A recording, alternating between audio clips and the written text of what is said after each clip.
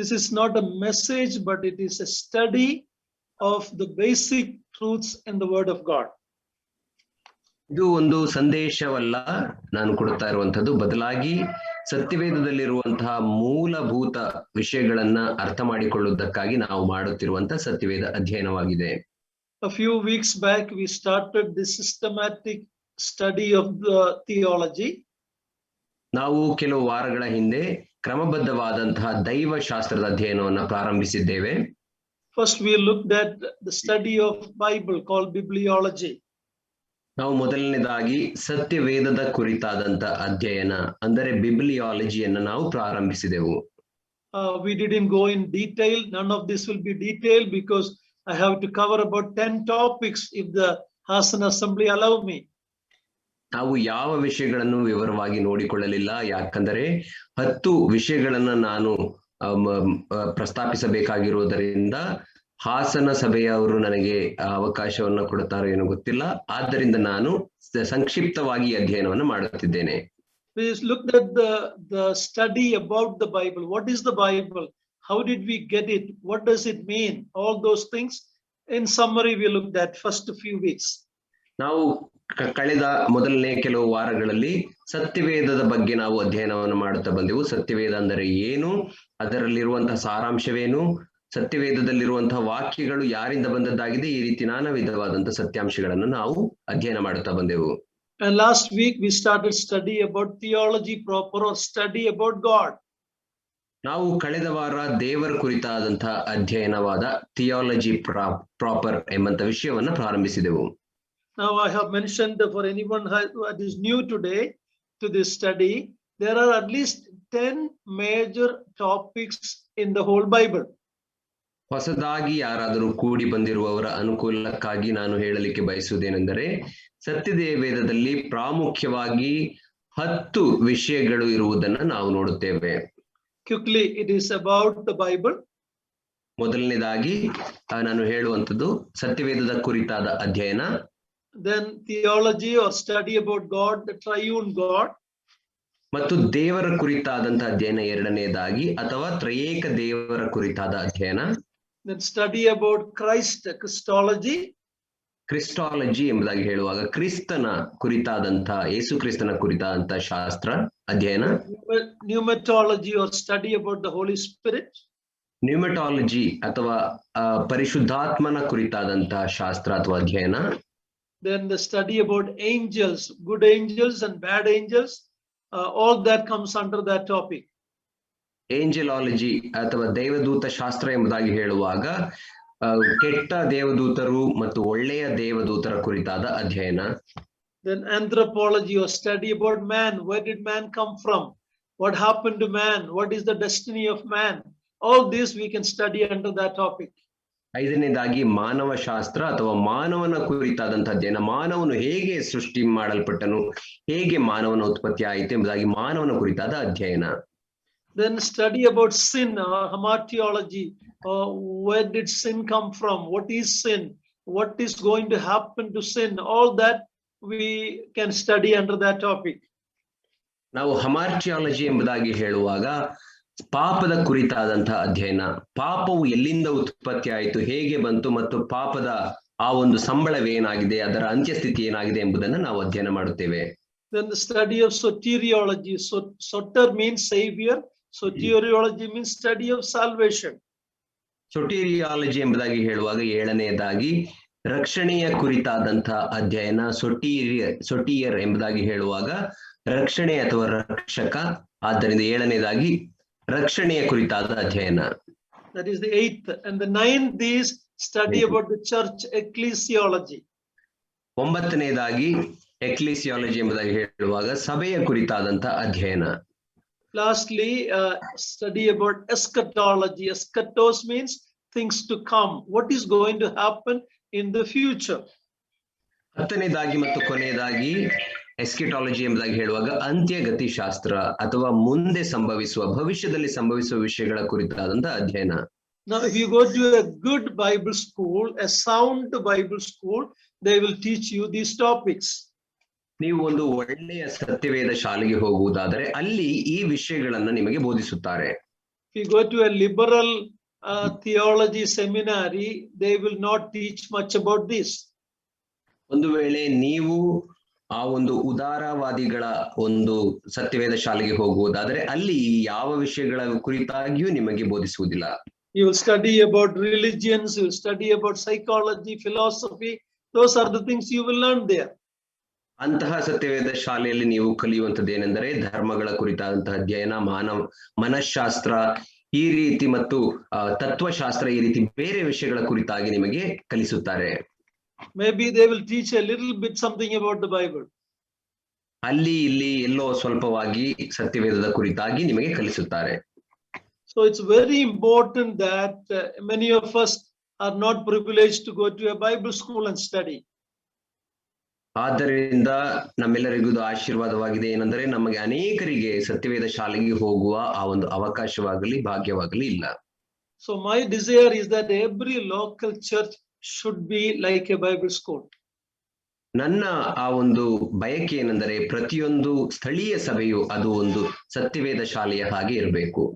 So in a small way I am trying to bring this before you, so you will have an appetite to study the word of God and learn all these truth.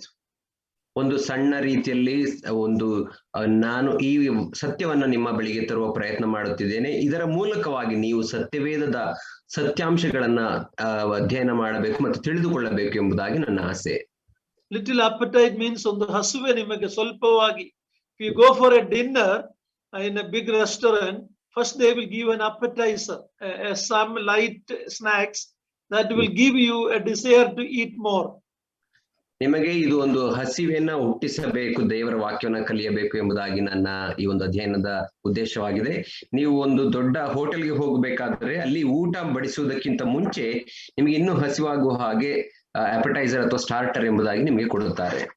So that's all we are doing. It's not an extensive study, but you yourself have to study from here. ಇದು ಒಂದು ವಿವರವಾದಂತ ಅಧ್ಯಯನವಲ್ಲ, ಅದನ್ನೇ ನಾವು ಮಾಡುತ್ತಾ ಇರುವಂತದ್ದು. ಇದು ಒಂದು ಸಣ್ಣದಾದಂತ ಅಧ್ಯಯನವಾಗಿದೆ. ಇಲ್ಲಿಂದ ನಾವು ಮುಂದುವರಿಯುತ್ತೇವೆ. Okay, last week we started the second topic about theology proper. ನಾವು ಕಳೆದ ವಾರ ಆ ದೇವರ ಕುರಿತಾದಂತಹ ಅಧ್ಯಯನದಲ್ಲಿ ಎರಡನೇ ವಿಷಯವನ್ನ ಪ್ರಾರಂಭಿಸಿದೆವು. For anyone who is new joining today, the reason why we studied Bible first, because without Bible you cannot know about God. ಹೊಸದಾಗಿ ಬಂದಿರುವವರ ಅರ್ಥಕ್ಕಾಗಿ ನಾನು ಹೇಳುವಂಥದ್ದು ಏನೆಂದರೆ, ನಾವು ಯಾಕೆ ಮೊದಲು ಸತ್ಯವೇದದ ಕುರಿತಾದ ಅಧ್ಯಯನವನ್ನ ಮಾಡಿದೆವು ಅಂದರೆ, ಸತ್ಯವೇದವನ್ನ ಬಿಟ್ಟು ಸತ್ಯವೇದದ ಹೊರತಾಗಿ ನಾವು ದೇವರ ಕುರಿತಾಗಿ ತಿಳಿದುಕೊಳ್ಳಲಿಕ್ಕೆ ಸಾಧ್ಯವಿಲ್ಲ. So then we saw last week the difference between theology and philosophy and religions. ನಾವು ಕಳೆದ ವಾರ ದೈವಶಾಸ್ತ್ರಕ್ಕೂ ಮತ್ತು ಆ ಒಂದು ತತ್ವಶಾಸ್ತ್ರಕ್ಕೂ ಮತ್ತು ಮನೋಶಾಸ್ತ್ರಕ್ಕೂ ಇರುವಂತಹ ಧರ್ಮಗಳು, ರಿಲಿಜಿಯನ್ಸ್, ಧರ್ಮದ ಕುರಿತಂತ ಅಧ್ಯಯನಕ್ಕೂ ಇರುವಂತ ವ್ಯತ್ಯಾಸವನ್ನು ನಾವು ನೋಡಿಕೊಂಡೆವು. Philosophy and religion cannot tell you about the real God. Only the word of God, the Bible, you can know about the true and living God. Sorry uncle, there was a call. Would you please repeat it? Yeah, from philosophy and religions you cannot study about the true and living God. You need the study of theology or the understanding of the teachings of the Bible. ನೀವು ಆ ಧರ್ಮಗಳ ಕುರಿತಾದಂತ ಅಧ್ಯಯನ ಅಥವಾ ತತ್ವಶಾಸ್ತ್ರದ ಅಧ್ಯಯನವನ್ನು ಮಾಡುವುದರ ಮೂಲಕ ನೀವು ದೇವರ ಕುರಿತಾಗಿ ತಿಳಿದುಕೊಳ್ಳಲಿಕ್ಕೆ ಸಾಧ್ಯವಿಲ್ಲ. ದೇವರ ಕುರಿತಾಗಿ ನೀವು ತಿಳಿದುಕೊಳ್ಳಬೇಕಾದರೆ ದೈವಶಾಸ್ತ್ರದ ಅಧ್ಯಯನ ಅಥವಾ ಸತ್ಯವೇದದ ಅಧ್ಯಯನವನ್ನು ಮಾಡಬೇಕಾಗುತ್ತದೆ. We looked at different kinds of theology. ನಾವು ಬೇರೆ ಬೇರೆ ವಿಧವಾದಂತಹ ದೈವಶಾಸ್ತ್ರದ ಕುರಿತಾಗಿ ನೋಡಿಕೊಂಡೆವು. Natural theology means what you can learn about God from the created nature around us. ಪ್ರಾಕೃತಿಕವಾದಂತಹ ಆ ಒಂದು ದೈವಶಾಸ್ತ್ರ ಎಂಬುದಾಗಿ ಹೇಳುವಾಗ ನಮ್ಮ ಸುತ್ತಲಿರುವಂತಹ ಪರಿಸರದಿಂದ ಮತ್ತು ಪ್ರಕೃತಿಯ ಮೂಲಕ ನಾವು ದೇವರ ಕುರಿತಾಗಿ ತಿಳಿದುಕೊಳ್ಳಬಹುದಾದಂತ ವಿಷಯ. That we studied in the bibliology, so I'm not going to go back to that in detail. ಅದರ ಕುರಿತಾಗಿ ನಾವು ಸತ್ಯವೇದದ ಕುರಿತಾದ ಅಧ್ಯಯನವನ್ನ ಮಾಡುವಾಗ ನಾವು ಕಲಿತಿರುವುದರಿಂದ ನಾನು ಅದರ ವಿಷಯದಲ್ಲಿ ವಿವರವಾಗಿ ಹೋಗುವುದಿಲ್ಲ. Then we saw revealed things that are revealed. Bible is a revelation actually. ಮತ್ತು ದೇವರಿಂದ ಪ್ರಕಟಿಸಲ್ಪಟ್ಟಂತಹ ಆತನ ಕುರಿತಂತ ವಿಷಯಗಳ ಕುರಿತಾಗಿ ನಾವು ನೋಡಿಕೊಂಡೆವು. ಸತ್ಯವೇದವು ಅದು ದೇವರ ಪ್ರಕಟಣೆಯಾಗಿದೆ. We saw biblical theology, what the Bible teaches about God. ಸತ್ಯವೇದದ ದೈವಶಾಸ್ತ್ರದ ಕುರಿತಾಗಿ ನಾವು ನೋಡಿಕೊಂಡೆವು. ಅಂದರೆ ದೇವರ ಕುರಿತಾಗಿ ಸತ್ಯವೇದವು ಏನು ಬೋಧಿಸುತ್ತದೆ. Historical theology, what different people in history has brought out from the Bible. That's historical theology.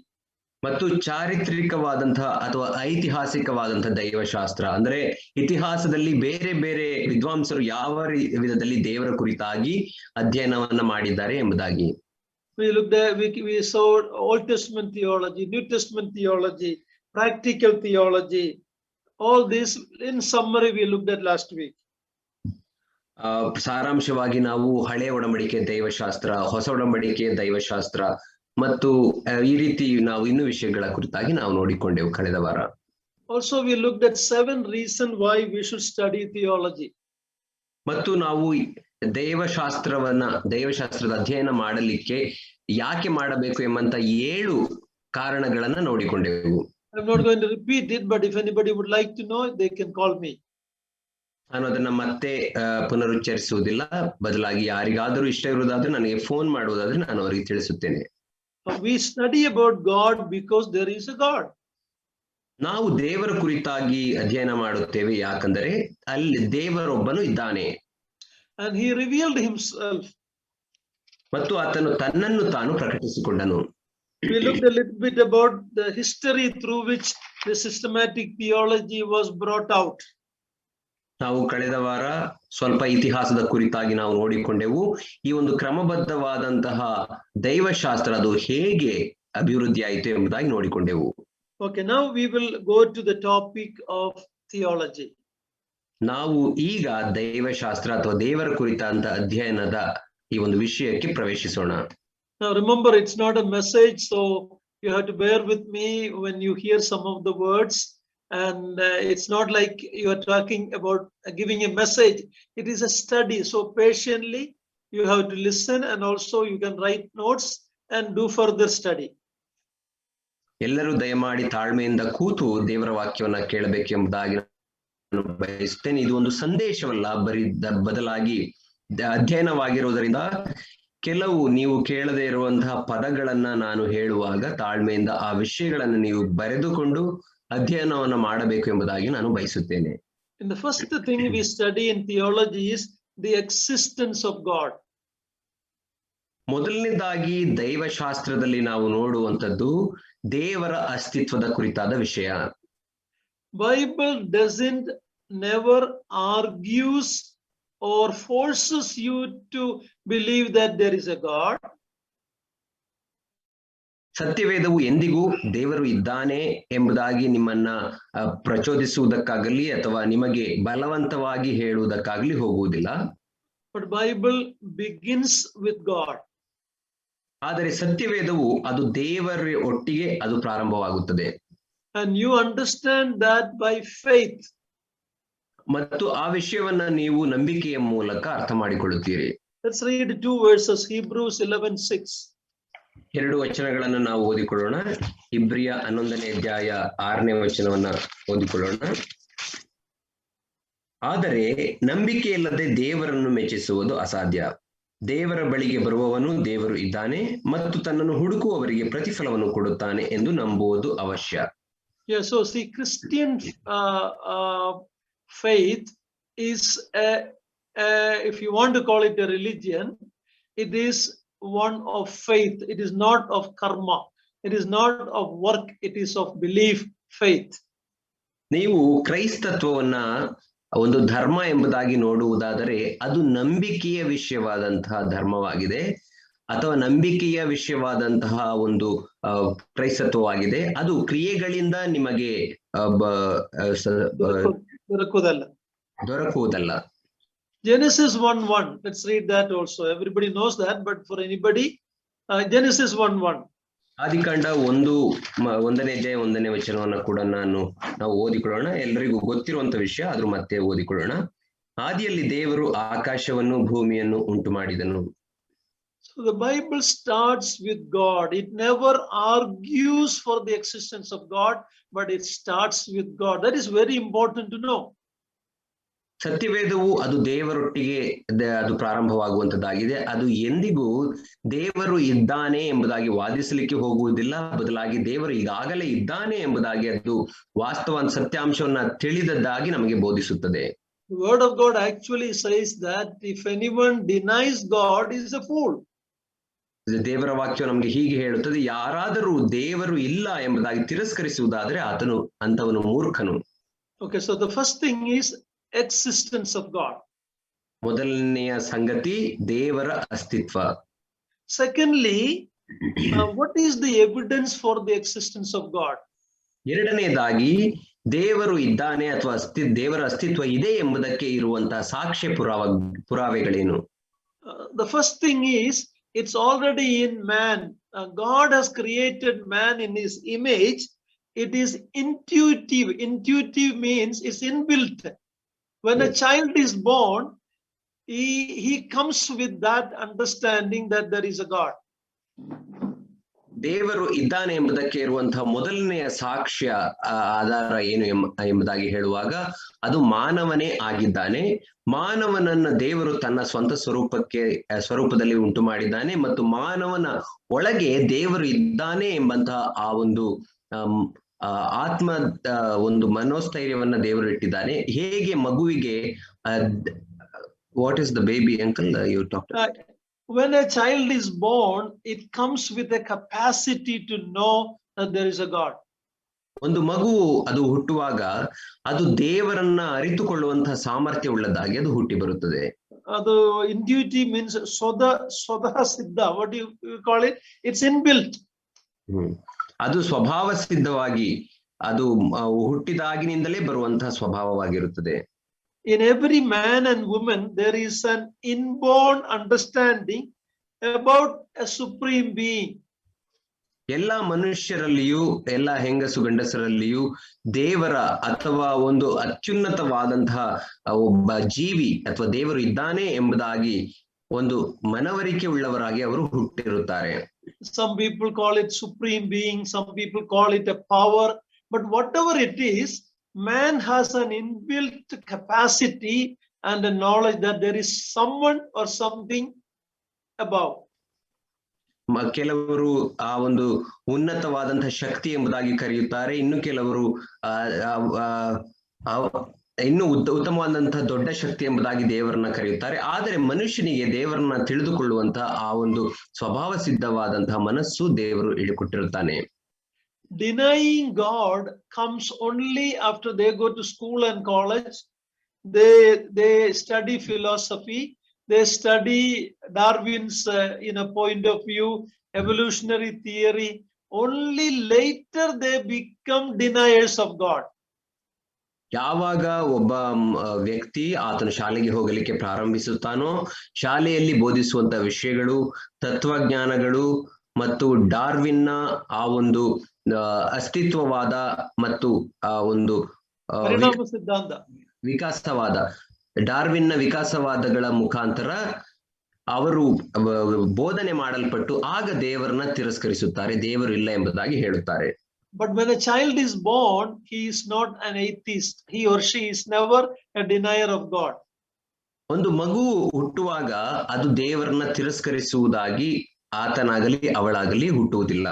You go to a jungle, in any inside jungle, people may place a stone there and they do puja something because they have a knowledge that there is a God. ನೀವು ಯಾವುದಾದರೂ ಒಂದು ಕಾಡಿನ ಹೊಳಕ್ಕೆ ಹೋಗುವಾಗ ಅಲ್ಲಿ ಕೆಲವರು ಜನರು ಏನು ಮಾಡಿರುತ್ತಾರೆ, ಒಂದು ಕಲ್ಲನ್ನ ಇಟ್ಟು ಪೂಜೆ ಮಾಡಿರುತ್ತಾರೆ. ಅಂದರೆ ಅದರ ಅರ್ಥ ಅವರಿಗೆ ದೇವರು ಒಬ್ಬನು ಇದ್ದಾನೆ ಎಂಬಂತಹ ಈಗಾಗಲೇ ಇರುವಂತಹ ಒಂದು ನಂಬಿಕೆ ಅರಿವು ಇರುತ್ತದೆ. So man is basically religious. Only when other influences from outside force him, then he started to deny God. ಮೂಲಭೂತವಾಗಿ ಮನುಷ್ಯನು ಆತನ ಧಾರ್ಮಿಕ ವ್ಯಕ್ತಿ ಆಗಿರುತ್ತಾನೆ. ಆದರೆ ಹೊರಗಿನ ಕೆಲವು ವಿಷಯಗಳು ಆತನನ್ನ ಉತ್ತೇಜಿಸುವಾಗ ಆಗ ಆತನು ದೇವರಿಲ್ಲ ಎಂಬುದಾಗಿ ಹೇಳುತ್ತಾನೆ. So the first thing is existence of a God. ಅದರಿಂದ ಮೊದಲನೆಯ ವಿಷಯ ದೇವರ ಅಸ್ತಿತ್ವದ ವಿಚಾರ. ದೇವರಿದ್ದಾನೆ, God is. ದೇವರಿದ್ದಾನೆ ಎಂಬಂತ ವಿಷಯ. Secondly, what is the philosophical arguments for the existence of God? ಎರಡನೆಯದಾಗಿ ದೇವರ ಅಸ್ತಿತ್ವದ ಕುರಿತಾದಂತಹ ಆ ಒಂದು ತತ್ವ ಸಿದ್ಧಾಂತಗಳ ಆ ಒಂದು ಬೋಧನೆ ಏನಾಗಿದೆ? First of all, the cosmological. Cosmos means world. The world around us demands a creator. ಮೊದಲನೇದಾಗಿ ಕಾಸ್ಮೋಸ್ ಅಥವಾ ಪ್ರಕೃತಿ ಅಥವಾ ಪ್ರಪಂಚ, ನಮ್ಮ ಸುತ್ತಲಿರುವಂತಹ ಪ್ರಪಂಚದಲ್ಲಿ ದೇವರ ಅಸ್ತಿತ್ವ ಹೇಗಿದೆ? When you look at a house that a mason built, when you look at anything man created, we know there is someone who put it together. If that is so, how did this universe, this cosmos come into existence?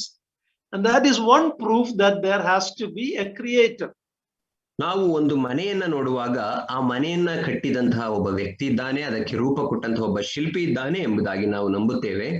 ಅದೇ ರೀತಿ ನಮ್ಮ ಸುತ್ತಲಿರುವಂತಹ ಪ್ರಕೃತಿಯನ್ನ ನಾವು ನೋಡಬೇಕಾದ್ರೆ, ಪ್ರಕೃತಿಯಲ್ಲಿರುವಂತಹ ಪ್ರಪಂಚದಲ್ಲಿರುವಂತಹ ಎಲ್ಲ ವಿಷಯಗಳನ್ನ ನಾವು ನೋಡಬೇಕಾದ್ರೆ ಅದನ್ನು ಕೂಡ ಸೃಷ್ಟಿಸಿದಂತಹ ರೂಪ ಕೊಟ್ಟಂತಹ ಒಬ್ಬ ವ್ಯಕ್ತಿ ಇದ್ದಾನೆ ಎಂಬುದಾಗಿ ನಾವು ನಂಬುತ್ತೇವೆ. That is called cosmological argument or argument from the created things. ಅದನ್ನ ನಾವು ಈ ಒಂದು ಪ್ರಾಕೃತಿಕವಾದಂತಹ ಒಂದು ವಾದ ಎಂಬುದಾಗಿ ಹೇಳುತ್ತೇವೆ. ಅಂದರೆ ಪ್ರಕೃತಿಯ ಮೂಲಕವಾಗಿ ದೇವರಿದ್ದಾನೆ ಎಂಬುದಾಗಿ ತೋರಿಸುವಂತ ವಾದ. Acts 17:24 we can read. Acts 17:24. ನಾವು ಅಪೊಸ್ತಲರ ಕೃತ್ಯ 17ನೇ ಅಧ್ಯಾಯ 24ನೇ ವಚನವನ್ನು ನಾವು ಓದಿಕೊಳ್ಳೋಣ. ಅಪೊಸ್ತಲರ ಕೃತ್ಯ 17ನೇ ಅಧ್ಯಾಯ 24ನೇ ವಚನ. ಜಗತ್ತನ್ನು ಅದರಲ್ಲಿರುವ ಎಲ್ಲಾ ವಸ್ತುಗಳನ್ನು ಉಂಟು ಮಾಡಿದ ದೇವರು ಭೂಮ್ಯಾಕಾಶಗಳ ಒಡೆಯನಾಗಿರುವುದರಿಂದ ಆತನು ಕೈಯಿಂದ ಕಟ್ಟಿರುವ ಗುಡಿಗಳಲ್ಲಿ ವಾಸ ಮಾಡುವವನಲ್ಲ. See, when Paul went to different places to share the gospel, ಪೌಲನು ಬೇರೆ ಬೇರೆ ಸ್ಥಳಗಳಿಗೆ ಸುವಾರ್ತೆಯನ್ನು ಸಾರಲಿಕ್ಕೆ ಆತನು ಹೋಗುವಾಗ he had a different approach in sharing the gospel. ಆತನು ಸುವಾರ್ತೆಯ ಆ ಒಂದು ಹಂಚುವಿಕೆಯಲ್ಲಿ ಬೇರೆ ಬೇರೆ ವಿಧದಲ್ಲಿ ಆತನು ಹಂಚಿಕೊಂಡನು. When he went to a Jewish synagogue, Sabha Mandira, it was mostly a Jewish audience who knew about the Dharma Shastra, the Old Testament. So he talked to them about the Lord Jesus Christ from their scriptures. ಆತನು ಯಹೂದ್ಯರ ಆ ಒಂದು ದೇವಾಲಯಕ್ಕೆ ಅಥವಾ ಸಭಾಮಂದಿರಕ್ಕೆ ಹೋಗುವಾಗ ಆತನು ಯಹೂದ್ಯರಿಗೆ ಹಳೆ ಒಡಂಬಡಿಕೆಯ ಮೂಲಕ ಅಥವಾ ಧರ್ಮಶಾಸ್ತ್ರದ ಮೂಲಕ ಯೇಸು ಕ್ರಿಸ್ತನ ಕುರಿತಾಗಿ ತಿಳಿಸಲಿಕ್ಕೆ ಪ್ರಯತ್ನಿಸುತ್ತಾನೆ. But when Paul went to the Gentiles, the idol worshippers, he had a different approach. ಆದರೆ ಪೌಲನು ಅನ್ಯ ಜನರ ಬಳಿಗೆ ಅಥವಾ ವಿಗ್ರಹಾರಾಧಕರ ಬಳಿಗೆ ಹೋಗುವಾಗ ಆತನು ಬೇರೆ ವಿಧದಲ್ಲಿಯೇ ಸುವಾರ್ತೆಯನ್ನು ಸಾರುತ್ತಾನೆ. In Acts 17:24, he was talking to the people in Athens, Greece, about the Olympic Games and all. That's where it started. They were Gentiles, they were not Jewish people. So when he talked to them about the gospel, he started with the God who is the creator of heaven and earth. ಇಲ್ಲಿ ಅಪೊಸ್ತಲರ ಕೃತ್ಯ 17ನೇ ಅಧ್ಯಾಯ 24ನೇ ವಚನದಲ್ಲಿ ಪೌಲನು ಮಾತನಾಡುತ್ತಿರುವುದು Greek ದೇಶದಲ್ಲಿದ್ದಂತಹ ಅಥೇನೆ ಎಂಬಂತಹ ಪಟ್ಟಣ. Olympics ಉಂಟಾದದ್ದೇ Athens ಎಂಬಂತ ಆ ಒಂದು ಪಟ್ಟಣದಿಂದ. ಆ ಪಟ್ಟಣದಲ್ಲಿದ್ದಂತಹ ಗ್ರೀಕ್ ಜನರು ಅಥವಾ ಅನ್ಯ ಜನರೊಟ್ಟಿಗೆ ಆತನು ಸೃಷ್ಟಿಯನ್ನ ಉಂಟು ಮಾಡಿದಂತಹ ಸೃಷ್ಟಿಕರ್ತನ ಕುರಿತಾಗಿ ಮಾತನಾಡುತ್ತಾನೆ. See, that should be our approach also. You go to someone who don't know about the Bible, if you talk about Acts 24 or Genesis 3, he will not understand. But you can tell him about the one creator God. ನಾವು ಅನ್ಯ ಜನರ ಬಳಿಗೆ ಸುವಾರ್ತೆನ ಸಾರಲಿಕ್ಕೆ ಹೋಗುವಾಗ ಅವರಿಗೂ ಕೂಡ ನಾವು ಅದೇ ರೀತಿ ಪೌಲನ ರೀತಿಯಲ್ಲಿ ನಾವು ಸುವಾರ್ತೆನ ಸಾರಬೇಕಾಗುತ್ತದೆ. ಅವರಿಗೆ ಅಪೊಸ್ತಲರ ಕೃತ್ಯ 24ನೇ ಅಧ್ಯಾಯದಲ್ಲಿ, ಆದಿಕಾಂಡ 3ನೇ ಅಧ್ಯಾಯದಲ್ಲಿ ಈ ರೀತಿ ಇದೆ ಎಂಬುದಾಗಿ ಹೇಳಿದರೆ ಅರ್ಥ ಆಗುವುದಿಲ್ಲ. ಬದಲಾಗಿ ಸೃಷ್ಟಿಕರ್ತನು ಒಬ್ಬನು ಇದ್ದಾನೆ ಎಂಬಂತ ವಿಷಯವನ್ನ ನಾವು ಎತ್ತಿ ಅವರೊಟ್ಟಿಗೆ ಮಾತನಾಡುವಾಗ ಸುವಾರ್ತೆಯನ್ನು ಸಾರುವುದು ಸುಲಭ. So the first argument about the existence of God is from the cosmos, the created beings, the universe around us. ದೇವರು ಇದ್ದಾನೆ ಎಂಬಂತಹ ಈ ವಾದಕ್ಕೆ ಇರುವಂತಹ ಮೊದಲನೆಯ ಸಾಕ್ಷಿ ಅದು ಪ್ರಪಂಚವಾದ ಅಥವಾ ನಮ್ಮ ಪ್ರಾಕೃತಿಕವಾದಂತಹ ದೇವರ ಕುರಿತಂತ ಸಾಕ್ಷಿಗಳು ನಮ್ಮ ಸುತ್ತಲಿರುವಂತಹ ಪ್ರಕೃತಿಯ ಮೂಲಕ. The second argument is teleological. You don't need to fear about the words. It simply means the world has a design. It has an order. It is not some mass materials. Everything God created has a design.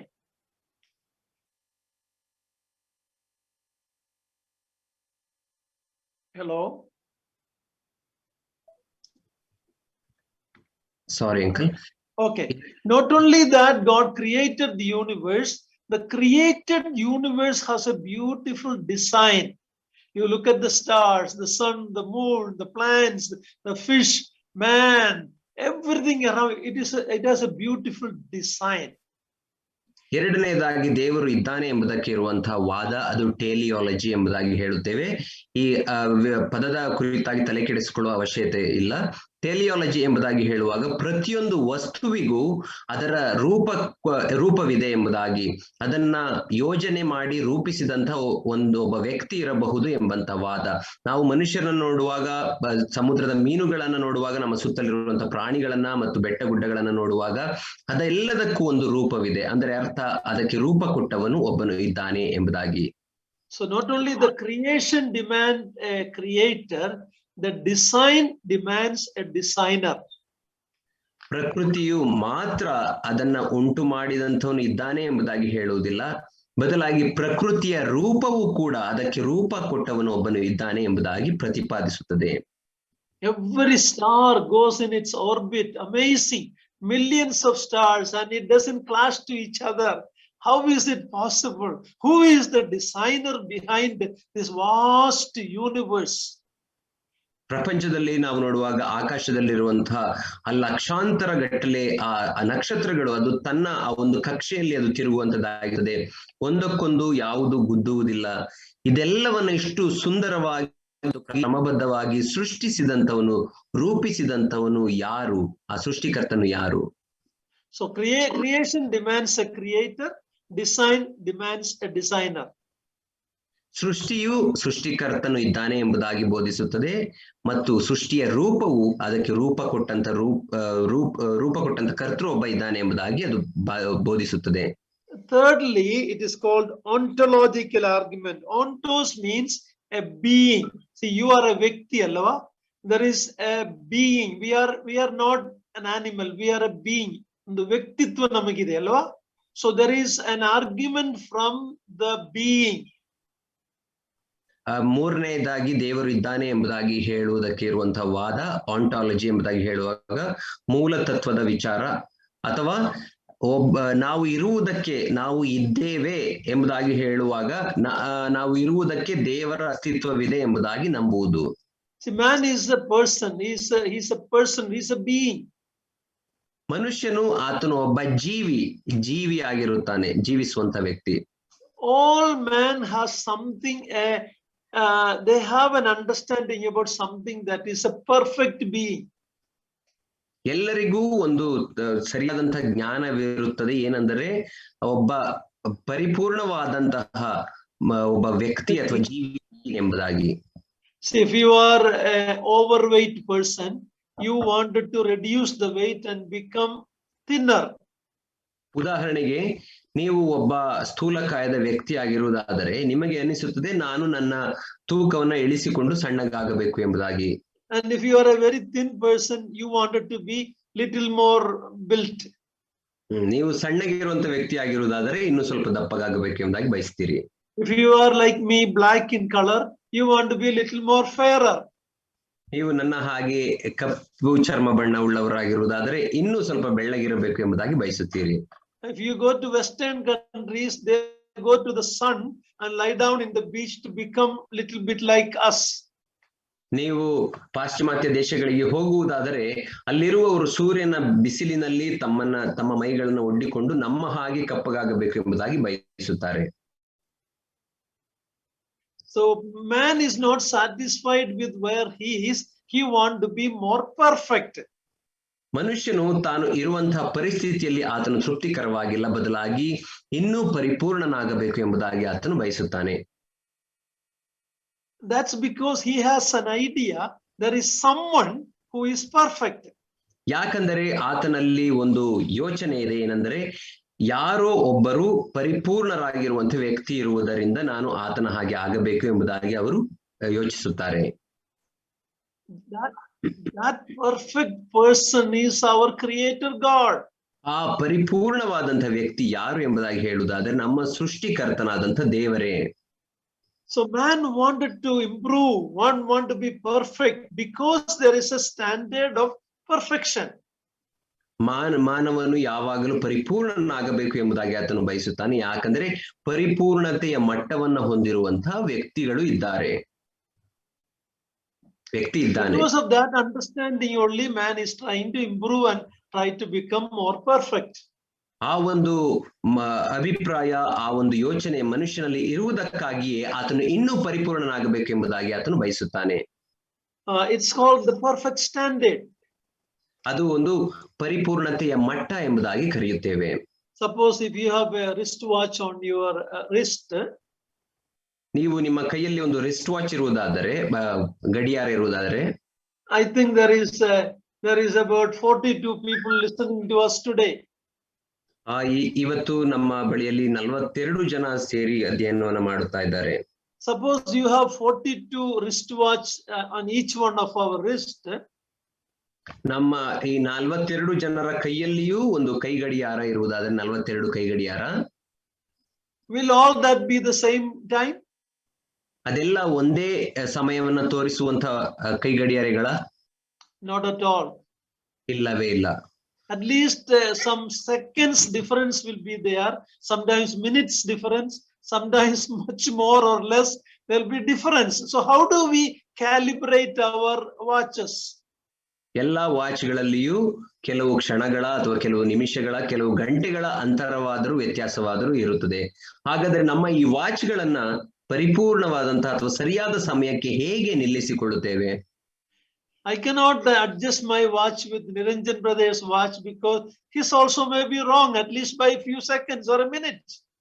ನಾನು ನನ್ನ watch ಅನ್ನ ನಿರಂಜನ್ ಸಹೋದರರ ಆ watch ತೋರಿಸುವಂತ ಸಮಯಕ್ಕೆ ಸರಿಯಾಗಿ ನಿಲ್ಲಿಸಿಕೊಳ್ಳಲಿಕ್ಕೆ ಸಾಧ್ಯವಿಲ್ಲ. ಒಂದು ವೇಳೆ ಅವರ ವಾಚ್ ಕೂಡ ಅದು ತಪ್ಪಾದ ಸಮಯವನ್ನ ಅಥವಾ ಕೆಲವು seconds or minute ಅಂತರದಲ್ಲಿ ತಪ್ಪಾಗಿರಬಹುದು. Then how can we correct our time? ಹಾಗಾದರೆ ಹೇಗೆ ನಮ್ಮ ಸಮಯವನ್ನ ಸರಿಯಾಗಿ ನಿಲ್ಲಿಸಿಕೊಳ್ಳಬಹುದು? In the world there is a standard, it's called Greenwich Mean Time, or in India we call it Indian Standard Time. Somewhere there is an accurate time, and that's why we adjust everything to that time.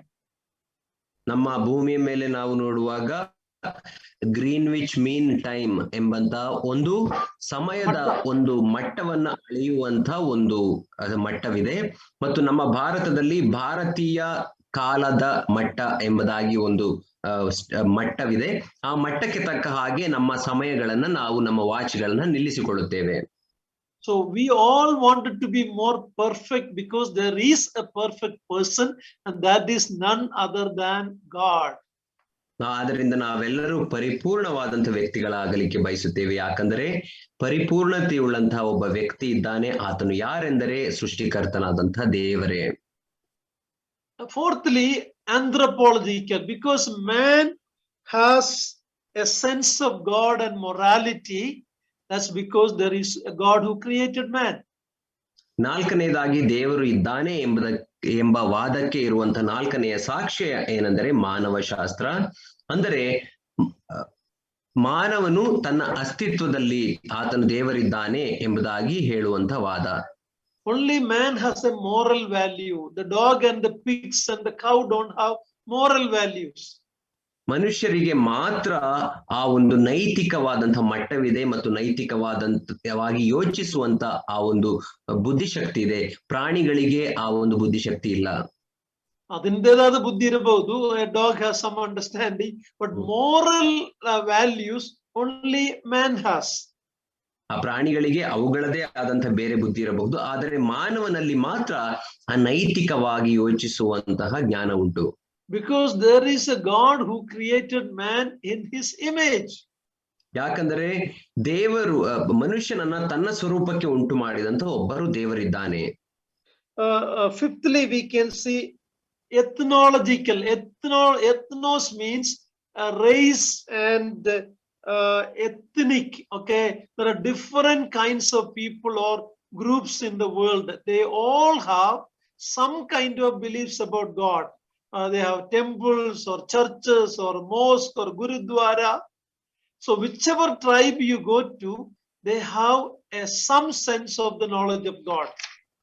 ನಾವು ಭೂಮಿಯ ಮೇಲೆ ನೋಡುವಾಗ ಐದನೇದಾಗಿ ದೇವರು ಇದ್ದಾನೆ ಎಂಬುದಾಗಿ ಮಾಡುವಂತಹ ವಾದಕ್ಕೆ ಇರುವಂತಹ ಒಂದು ಸಾಕ್ಷಿ ಎಥ್ನಾಲಜಿಕಲ್ ಅಥವಾ ಜನಾಂಗೀಯವಾದಂತಹ ವಾದವಾಗಿದೆ. ಬೇರೆ ಬೇರೆ ಜನಾಂಗದ ಜನರು ಈ ಭೂಮಿಯ ಮೇಲೆ ಜೀವಿಸುವಾಗ ಅವರು ತಮ್ಮ ನಂಬಿಕೆಗೆ ತಕ್ಕ ಹಾಗೆ, ತಮ್ಮ ಆಲೋಚನೆಗೆ ತಕ್ಕ ಹಾಗೆ ದೇವರುಗಳನ್ನ ಪೂಜಿಸಲಿಕ್ಕೆ ಪ್ರಯತ್ನ ಪಡುತ್ತಾರೆ. ಅವರಿಗೆ ತಮ್ಮದೇ ಆದಂತಹ ದೇವರುಗಳನ್ನ ಮಾಡಿಕೊಂಡಿರುತ್ತಾರೆ. So these are some of the arguments for the existence of God. ಇದು ದೇವರು ಇದ್ದಾನೆ ಎಂಬುದಾಗಿ ಹೇಳುವುದಕ್ಕೆ ಇರುವಂತಹ ಕೆಲವು ವಾದಗಳು. But these are weak proofs, but not it helps in our testimony when we share the gospel, but that may not bring faith to people. ಇವೆಲ್ಲ ಅತ್ಯಂತ ಬಲಹೀನವಾದಂತಹ ಸಾಕ್ಷ್ಯಗಳು. ಇವು ನಾವು ದೇವರ ವಾಕ್ಯವನ್ನ, ದೇವರ ಸ್ವಾರ್ಥನ ಹಂಚಿಕೊಳ್ಳುವಾಗ ನಾವು ಅತ್ಯಂತ ಬಲವಾಗಿ ಹಂಚಿಕೊಳ್ಳಲಿಕ್ಕೆ ಸಹಾಯವಾಗುವುದಿಲ್ಲ. See, this help the believer. When you see the creation, we understand how great our God is. This may not help the unbeliever. ಈ ಎಲ್ಲಾ ವಾದಗಳು ಒಬ್ಬ ವಿಶ್ವಾಸಿಗೆ ದೇವರು ಇದ್ದಾನೆ ಎಂಬುದಾಗಿ ಸಾಕ್ಷಿಗಳನ್ನು ಹೇಳುವಾಗ ಅವರು ನಂಬಲಿಕ್ಕೆ ಸಾಧ್ಯ. ಆದರೆ ಅವಿಶ್ವಾಸಿಗಳಿಗೆ ಹೇಳುವಾಗ ಅವರು ಈ ವಿಷಯಗಳನ್ನು ಅರ್ಥ ಮಾಡಿಕೊಳ್ಳಲಿಕ್ಕೆ ನಂಬಲಿಕ್ಕೆ ಸಾಧ್ಯವಾಗುವುದಿಲ್ಲ. They may not, by that itself they may not believe. ಈ ವಿಷಯಗಳನ್ನ ಹೇಳುವುದರಿಂದಲೇ ಅವರು ಒಂದು ವೇಳೆ ದೇವರನ್ನ ನಂಬಲಿಕ್ಕೆ ಸಾಧ್ಯವಾಗದೇ ಇರಬಹುದು. But it gives validity to our faith as believers. ಆದರೆ ಇದು ವಿಶ್ವಾಸಿಗಳಾಗಿ ನಮ್ಮ ನಂಬಿಕೆಗೆ ಒಂದು ಪುರಾವೆಯನ್ನ ಅಥವಾ ಸಾಕ್ಷಿಯನ್ನ ಬಲವನ್ನ ಕೊಡುವಂತದ್ದಾಗಿರುತ್ತದೆ. But it compels men to think. ಆದರೆ ಇದು ಮನುಷ್ಯರಿಗೆ ಯೋಚನೆ ಮಾಡುವ ಹಾಗೆ ಪ್ರೇರೇಪಿಸುತ್ತದೆ. But Bible says in John 6:44 some truth, unless the Father draws, nobody can come to the Lord. John 6:44. ನಾವು ಸತ್ಯವೇದದಲ್ಲಿ ನೋಡುವಾಗ ಸತ್ಯವೇದ ಒಂದು ಸತ್ಯವನ್ನ ಬೋಧಿಸುತ್ತದೆ. ಅದೇನೆಂದರೆ ಯೋಹಾನ 6ನೇ ಅಧ್ಯಾಯ 44ನೇ ವಚನದಲ್ಲಿ ದೇವರು ನನ್ನನ್ನು ಕಳುಹಿಸಿಕೊಟ್ಟಂತ ತಂದೆಯು ಎಳೆದ ಹೊರತು ಯಾವನೂ ನನ್ನ ಬಳಿಗೆ ಬರಲಾರನು. Even the faith we have is a gift from God. ನಮ್ಮಲ್ಲಿರುವಂತ ನಂಬಿಕೆಯು ಕೂಡ ಅದು ದೇವರಿಂದ ಬಂದಂತ ವರವಾಗಿದೆ. Okay, so there is a God. ಆದ್ದರಿಂದ ದೇವರು ಇದ್ದಾನೆ. The creation, the design, man, the perfect person, all that proves that there is God. ಸೃಷ್ಟಿಯ ರೂಪ, ಸೃಷ್ಟಿಗೆ ಇರುವಂತಹ ಆ ಒಂದು ರೂಪ ಮತ್ತು ಮಾನವನು, ಇದೆಲ್ಲವೂ ದೇವರು ಇದ್ದಾನೆ ಎಂಬುದಾಗಿ ಸಾಕ್ಷಿಯನ್ನ ನುಡಿಯುತ್ತವೆ. But there are also people who are atheist. Theism means God. Atheist means denying the existence of God. ಆದರೆ ಕೆಲವು ಜನರಿದ್ದಾರೆ, ದೇವರನ್ನ ನಂಬದ ನಾಸ್ತಿಕ ಜನರು ಇದ್ದಾರೆ. ಅಂದರೆ ಅವರು ದೇವರ ಅಸ್ತಿತ್ವವನ್ನೇ, ದೇವರು ಇದ್ದಾನೆ ಎಂಬುದನ್ನೇ ಅವರು ಅಲ್ಲಗಳೆಯುತ್ತಾರೆ. ಅದು ನಾಸ್ತಿಕರು, or atheism it is called. ನಾಸ್ತಿಕರು ಅಥವಾ ದೇವರನ್ನ ತಿರಸ್ಕರಿಸುವವರು ಎಂಬುದಾಗಿ ಕರೆಯುತ್ತೇವೆ. Deny the existence of God. ದೇವರು ಇದ್ದಾನೆ ಎಂಬ ಸತ್ಯವನ್ನೇ ಅವರು ತಿರಸ್ಕರಿಸುತ್ತಾರೆ. ದೇವರು ಇದ್ದಾನೆ ಎಂದ ಸತ್ಯವಲ್ಲ, ದೇವರು ಇದ್ದಾನೆ ಎಂದ ಸತ್ಯ. ಓಕೆ, ದೇವರು ಇದ್ದಾನೆ ಎಂಬ ಸತ್ಯವನ್ನು ಅವರು ತಿರಸ್ಕರಿಸುತ್ತಾರೆ. Correct, you are right. I'm sorry. Okay, but there are different kinds of atheists. ಆದರೆ ಆ ನಾಸ್ತಿಕರಲ್ಲಿಯೂ ಕೂಡ ಅನೇಕ ವಿಧದ ಜನರಿದ್ದಾರೆ. There is practical atheist. ಪ್ರಾಯೋಗಿಕವಾದಂತಹ ನಾಸ್ತಿಕರಿದ್ದಾರೆ. What does it mean? ಅದರ ಅರ್ಥವೇನು? They may not outright deny there is no God, but their practical life looks like there is no God. ಅವರು ಬಾಯಿ ಬಿಟ್ಟು ದೇವರಿಲ್ಲ ಎಂಬುದಾಗಿ ಹೇಳದೆ ಹೋದರು, ಅವರ ಪ್ರಾಯೋಗಿಕವಾದ ಜೀವನ ಅವರು ದೇವರಿಲ್ಲ ಎಂಬುದಾಗಿ ಜೀವಿಸುತ್ತಿದ್ದಾರೆ ಎಂಬುದಾಗಿ ನಮಗೆ ತಿಳಿಸುತ್ತದೆ. Their daily life has no connection with God, so practically they live as if there is no God. ಅವರ ದಿನನಿತ್ಯದ ಜೀವಿತದಲ್ಲಿ ದೇವರೊಟ್ಟಿಗೆ ಯಾವ ಸಂಬಂಧವೂ ಇರುವುದಿಲ್ಲ, ಆದ್ದರಿಂದ ಅವರು ದೇವರಿಲ್ಲವೇನೋ ಎಂಬುದಾಗಿ ಜೀವಿಸುವವರಾಗಿರುತ್ತಾರೆ. Then there is skeptical atheists. Skepticism means they are doubting about the existence of God. ಎರಡನೇದಾಗಿ sceptical ನಾಸ್ತಿಕರು ಎಂಬುದಾಗಿ ಹೇಳುವಾಗ, they may not outright deny there is no God, but they are doubtful. ಅವರು ಸಂಶಯ ಪಡುವಂತಹ ನಾಸ್ತಿಕರು, ಅಂದರೆ ಅವರು ದೇವರಿಲ್ಲ ಎಂಬುದಾಗಿ ಕಡಾಖಂಡಿತವಾಗಿ ತಿರಸ್ಕರಿಸದೆ ಹೋದರೂ ಅವರು ದೇವರು ಇದಾನೋ ಇಲ್ಲವೋ ಎಂಬುದಾಗಿ ಸಂಶಯಿಸುವವರಾಗಿರುತ್ತಾರೆ. Then there are dogmatic atheists. That means they outright deny and say there is no God. ಮತ್ತು ಎರಡನೇದಾಗಿ ಡಾಗ್ಮ್ಯಾಟಿಕ್ ನಾಸ್ತಿಕರು ಎಂಬುದಾಗಿ ಹೇಳುವಾಗ, ಅವರು ಅನುಭವಪೂರ್ವಕವಾಗಿ ಅಥವಾ ದೇವರೇ ಇಲ್ಲ ಎಂಬುದಾಗಿ ಖಡಾಖಂಡಿತವಾಗಿ ತಿರಸ್ಕರಿಸುವಂತಹ ನಾಸ್ತಿಕರು. Then there are critical atheists. That means they always criticize the argument about the existence of God. ಮತ್ತು ಇನ್ನು ಕೆಲವರು ಕ್ರಿಟಿಕಲ್ ಅಥವಾ ವಿಮರ್ಶೆ ಅಥವಾ ಟೀಕಿಸುವಂತಹ ನಾಸ್ತಿಕರು ಇರುತ್ತಾರೆ. ಅವರು ದೇವರಿದ್ದಾನೆ ಎಂಬುದಾಗಿ ಹೇಳುವಾಗ ಅದನ್ನು ಟೀಕಿಸುವವರಾಗಿರುತ್ತಾರೆ. Then there are theoretical atheists. They only coming up with arguments in theories against God. ಮತ್ತು ಥಿಯೋರಿಟಿಕಲ್ ಎಂಬುದಾಗಿ ಹೇಳುವ ನಾಸ್ತಿಕರು, ಅಂದರೆ ಅವರು ಸೈದ್ಧಾಂತಿಕವಾಗಿ ದೇವರಿಲ್ಲ ಎಂಬುದಾಗಿ ಅವರು ತಿರಸ್ಕರಿಸುವಂತವರು. Then there is agnostic. Agnostic means they said we cannot know if there is there. They are not knowing. ನಮಗದು ಗೊತ್ತಾಗುವುದಿಲ್ಲ ದೇವರಿದ್ದಾನೋ ಇಲ್ಲವೋ. That is called agnostics, or skeptical people. Skepticism. ಇನ್ನು ಕೆಲವರು ನಾಸ್ತಿಕರು ಅಜ್ಞೇಯತಾವಾದಿಗಳು, ಅಥವಾ ಅವರು ದೇವರಿದ್ದಾನೋ ಇಲ್ಲವೋ ಎಂಬುದಾಗಿ ನಮಗೆ ಗೊತ್ತಿಲ್ಲದೆ ಇರುವುದರಿಂದ ನಾವು ಏನನ್ನೂ ನಂಬುವುದಿಲ್ಲ ಎಂಬುದಾಗಿ ಸಂಶಯದಿಂದ ಹೇಳುವವರು. Then there is the theory of evolution, how everything evolved and came into the present situation. ಮತ್ತು ವಿಕಸನವಾದದ ಸಿದ್ಧಾಂತ, ಅಂದರೆ ಎಲ್ಲಾ ವಸ್ತುಗಳು, ಪ್ರಕೃತಿಯಲ್ಲಿರುವಂತಹ ಎಲ್ಲಾ ವಸ್ತುಗಳು ಹೇಗೆ ವಿಕಸನವಾಗಿ ಈಗ ಇರುವಂತಹ ಪರಿಸ್ಥಿತಿಗೆ ಬಂದವು ಎಂಬುದಾಗಿ ಹೇಳುವಂತವರು. From a big explosion on the ಸ್ಫೋಟನಲ್ಲೇ, once millions of years back an explosion happened, then slowly everything evolved and evolved, and finally the monkey, when the monkey lost the tail, we became man. ಅನೇಕ ಕೋಟ್ಯಾಂತರ ವರ್ಷಗಳ ಹಿಂದೆ ಅದು ಒಂದು big bang ಎಂಬುದಾಗಿ ಹೇಳುವಾಗ ದೊಡ್ಡದಾದಂತ ಸ್ಫೋಟ ಸಂಭವಿಸಿತು. ಆ ಸ್ಫೋಟದ ಕಾರಣವಾಗಿ, ಆ ಸ್ಫೋಟದ ಸಲುವಾಗಿ ವಿಕಸನವಾದವಾಯಿತು. ವಿಕಸನವಾಗಿ ಕೋತಿಗಳು ಉಂಟಾದವು. ಕೋತಿಗಳು ತನ್ನ ಆ ಒಂದು ಬಾಲವನ್ನ ಕಳೆದುಕೊಂಡು ಮನುಷ್ಯರಾದರು ಎಂಬಂತ ವಾದ, ವಿಕಸನವಾದ. Do you believe in Big Bang theory? ನೀವು ಆ ಬಿಗ್ ಬ್ಯಾಂಗ್ ಥಿಯರಿ, ಆ ಮಹಾಸ್ಫೋಟದ ಥಿಯರಿಯನ್ನ ನೀವು ಸಿದ್ಧಾಂತವನ್ನು ನಂಬುತ್ತೀರಾ? I believe it. ನಾನು ನಂಬುತ್ತೇನೆ. You may be shocked to hear that I believe a Big Bang theory. ನಾನು ಆ ಮಹಾಸ್ಫೋಟ ಅಥವಾ ಬಿಗ್ ಬ್ಯಾಂಗ್ ಥಿಯರಿಯನ್ನ ನಂಬುತ್ತೇನೆ ಎಂಬುದಾಗಿ ನೀವು ಕೇಳುವಾಗ ಆಶ್ಚರ್ಯವಾಗಬಹುದು. It's not in the beginning, but at the end there will be a Big Bang. ಅದು ಆದಿಯಲ್ಲಿ ಅಲ್ಲ ಆದಂತ ಸ್ಫೋಟ, ಆದರೆ ಅಂತ್ಯದಲ್ಲಿ ದೊಡ್ಡ ಸ್ಫೋಟವಾಗುತ್ತದೆ ಎಂಬುದಾಗಿ ನಾನು ನಂಬುತ್ತೇನೆ. In 2 Peter chapter 3 we read God is going to remove this present earth and heaven with a big bang. 2 ಪೇತ್ರನ ಪತ್ರಿಕೆಯಲ್ಲಿ ನಾವು ನೋಡುವಾಗ ದೇವರು ಈಗಿರುವಂತಹ ಭೂಮಿ ಆಕಾಶಗಳನ್ನ ಮಹಾಸ್ಫೋಟದಿಂದ ಆತನು ತೆಗೆದು ಹಾಕುತ್ತಾನೆ ಎಂಬುದಾಗಿ ನಾವು ನೋಡುತ್ತೇವೆ. If you want the verse, it is 2 Peter 3 verse 10. ನಿಮಗೆ ವಚನ ಭಾಗ ಬೇಕಾಗುವುದಾದರೆ 2 ಪೇತ್ರ 1ನೇ ಅಧ್ಯಾಯ 10ನೇ ವಚನ. chapter 3 verse 10. 2 ಪೇತ್ರ 3ನೇ ಅಧ್ಯಾಯ 10ನೇ ವಚನ. ಕರ್ತನ ದಿನವು ಕಳ್ಳನು ಬರುವಂತೆ ಬರುತ್ತದೆ, ಆ ದಿನದಲ್ಲಿ ಆಕಾಶ ಮಂಡಲವು ಮಹಾಘೋಷದಿಂದ ಇಲ್ಲದೆ ಹೋಗುವುದು. ಮಹಾಘೋಷ ಸ್ಫೋಟನ ಆಗಲಿಕ್ಕಿದೆ. Not in the beginning, at the end. ಆ ಒಂದು ಮಹಾಸ್ಫೋಟವಾಗುವುದು ಆದಿಯಲ್ಲಿ ಅಲ್ಲ, ಬದಲಾಗಿ ಅಂತ್ಯದಲ್ಲಿ ಆಗುತ್ತದೆ ಎಂಬುದಾಗಿ ನೋಡುತ್ತೇವೆ. Anyhow, theory of evolution is only a theory, it is not a fact. ಆ ವಿಕಸನವಾದ ಸಿದ್ಧಾಂತ ಅದು ಕೇವಲ ಸಿದ್ಧಾಂತವಷ್ಟೇ, ಅದು ಸತ್ಯಾಂಶವಲ್ಲ. So these are people who deny the existence of God. ಈ ಕೆಲವು ಜನರು ದೇವರು ಇದ್ದಾನೆ ಎಂಬ ಅಸತ್ಯವನ್ನೇ ಅವರು ತಿರಸ್ಕರಿಸುತ್ತಾರೆ. Then there is false concept about God. ಮತ್ತು ದೇವರ ಕುರಿತಾದಂತಹ ತಪ್ಪು ಸಿದ್ಧಾಂತಗಳು ಕೂಡ ಈ ಲೋಕದಲ್ಲಿ ಇವೆ. That is also equally wrong, okay? Just like denying God, having wrong idea about God is also wrong.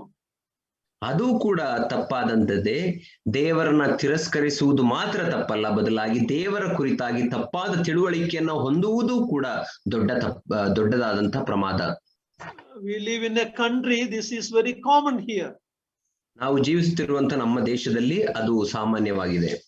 What are some of the false concept about God? ದೇವರ ಕುರಿತಾದಂತಹ ಕೆಲವು ತಪ್ಪಾದಂತಹ ಸಿದ್ಧಾಂತಗಳು ಯಾವುವು? First one is polytheism. What does that mean? ಮೊದಲನೇದಾಗಿ ಬಹುದೈವತ್ವ. ಅದರ ಅರ್ಥವೇನು? Yeah, you already explained it. Poly means many, okay? Belief in many gods and goddesses. ಬಹುದೈವತ್ವ ಎಂಬುದಾಗಿ ಹೇಳುವಾಗ ಅನೇಕ ದೇವರುಗಳು, ಒಂದಕ್ಕಿಂತ ಹೆಚ್ಚು ದೇವರುಗಳು ಮತ್ತು ದೇವತೆಗಳನ್ನು ನಂಬುವುದು. That God becomes very finite, very limited.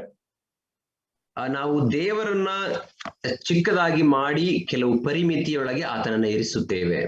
There's no belief about an infinite God. ಅಪರಿಮಿತವಾದಂತಹ ದೇವರಿದ್ದಾನೆ ಎಂಬುದಾಗಿ ನಂಬಿಕೆಯೇ ಇಲ್ಲ. So polytheism is belief in many gods and goddesses. ಬಹುದೈವತ್ವ ಎಂಬುದಾಗಿ ಹೇಳುವಾಗ ಅನೇಕ ದೇವರುಗಳು ಮತ್ತು ದೇವತೆಗಳ ಮೇಲೆ ನಂಬಿಕೆ ಇಡುವುದು. The second belief is pantheism. Pan means all. All is God, God is all. That's what it means. ಎರಡನೇದಾಗಿ ಪ್ಯಾನ್ಥಿಯಿಸಂ ಎಂಬುದಾಗಿ ಹೇಳುವಾಗ ಅದು ಅದ್ವೈತವಾದ ಅಥವಾ ವಿಶ್ವದೇವತಾವಾದ ಎಂಬುದಾಗಿ ಹೇಳುತ್ತೇವೆ. ಅಂದರೆ ಅನೇಕ, ಎಲ್ಲವೂ ಕೂಡ ದೇವರು, ನಮ್ಮ ಸುತ್ತಲಿರುವಂತದ್ದೆಲ್ಲ ದೇವರು ಎಂಬುದಾಗಿ ನಂಬುವುದು. Polytheism is many God. Pantheism means everything is God. ಬಹುದೈವತ್ವ ಎಂಬುದಾಗಿ ಹೇಳುವಾಗ ಅನೇಕ ದೇವರುಗಳಿದ್ದಾರೆ ಎಂಬುದಾಗಿ ನಂಬುವುದು. ಅದ್ವೈತವಾದ ಎಂಬುದಾಗಿ ಹೇಳುವಾಗ ನಮ್ಮ ಸುತ್ತಲಿರುವಂತದ್ದೆಲ್ಲವೂ ದೇವರು ಎಂಬುದಾಗಿ ನಂಬುವುದು. God is everything and God is in everything. ದೇವರು ಎಲ್ಲವೂ ಆಗಿದ್ದಾನೆ ಮತ್ತು ಎಲ್ಲ ವಸ್ತುಗಳಲ್ಲೂ ದೇವರಿದ್ದಾನೆ ಎಂಬಂತ ನಂಬಿಕೆ. Our country has these two major false concept about God. ನಮ್ಮ ಭಾರತ ದೇಶದಲ್ಲಿ ಈ ಪ್ರಮುಖವಾಗಿ ಈ ಎರಡು ತಪ್ಪಾದ ದೇವರ ಅಸ್ತಿತ್ವದ ನಂಬಿಕೆಗಳುಂಟು, ಸಿದ್ಧಾಂತಗಳು. See, the Bible's very first word, first sentence, in the beginning God created heavens and earth, it goes against these beliefs. ಸತ್ಯವೇದದ ಮೊದಲನೇ ವಚನ, ಆದಿಯಲ್ಲಿ ದೇವರು ಆಕಾಶವನ್ನು ಭೂಮಿಯನ್ನು ಉಂಟು ಮಾಡಿದನು ಎಂಬಂತ ಈ ವಚನ ಈ ಎರಡು ನಂಬಿಕೆಗಳು ಅಥವಾ ಸಿದ್ಧಾಂತಗಳಿಗೆ ತದ್ವಿರುದ್ಧವಾಗಿ ಹೋಗುತ್ತದೆ. The very first verse of the Bible proves that God is creator, not God is the creation. God is not within the creation, but he is outside of the creation. He is the creator God. ಸತ್ಯವೇದದ ಮೊದಲನೆಯ ವಚನವೇ ದೇವರು ಇದ್ದಾನೆ ಎಂಬುದಾಗಿ ಅದು ಬೋಧಿಸುವಂತದ್ದಾಗಿರುತ್ತದೆ. ಆತನು ಸೃಷ್ಟಿಯಲ್ಲ, ಬದಲಾಗಿ ಆತನೇ ಸೃಷ್ಟಿಕರ್ತನು.